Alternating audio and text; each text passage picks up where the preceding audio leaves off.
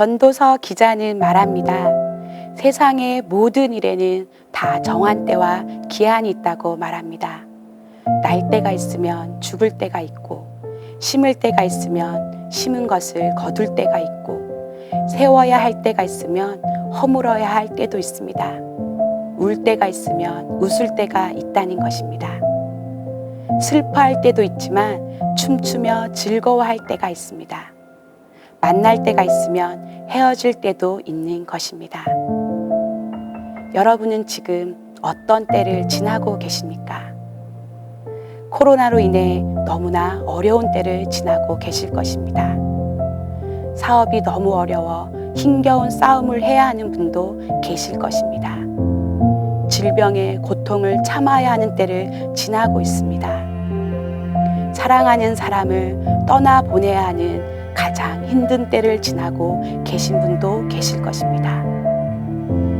사는 것이 너무 힘들어 남몰래 눈물을 흘려야 하는 때를 지나고 계신 분도 있을 것입니다.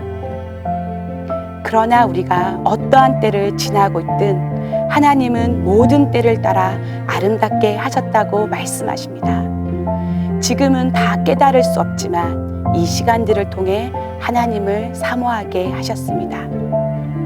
우리가 어찌할 수 없는 일들 앞에서 우리는 하나님을 신뢰하며 기다리는 지혜가 필요합니다. 하나님이 하시는 일을 잠잠히 바라보아야 합니다.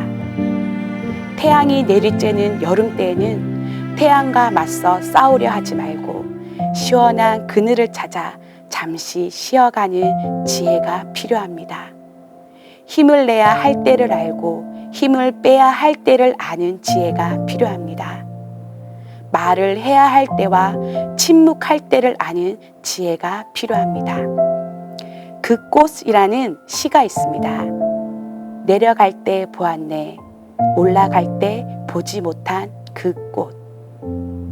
짧은 세 줄의 시지만 참 많은 의미를 담고 있는 것 같습니다. 사람들은 목표를 향하여 올라갈 때 오르는 것만을 생각합니다. 멀리 있는 목표를 따라가기 위해 발밑에 작은 것들은 눈에 보이지 않습니다. 해야 할 과제가 쌓여 있어서 보지 못하는 것들이 있습니다. 그러나 천천히 숨을 고르며 내려오다 보면 예전에 미처 보지 못했던 꽃을 발견할 수도 있습니다. 꽃을 발견한다는 것은 사람이 고개를 숙일 줄도 알며 허리를 굽힐 줄도 안다는 것입니다. 작고 고운 것의 소중함도 알게 된다는 것입니다. 우리에게 하나님의 때를 살필 줄 아는 지혜가 있기를 축복합니다. 우리가 지금 어떤 때를 지나고 있든지 하나님의 시간 안에 있음을 믿습니다.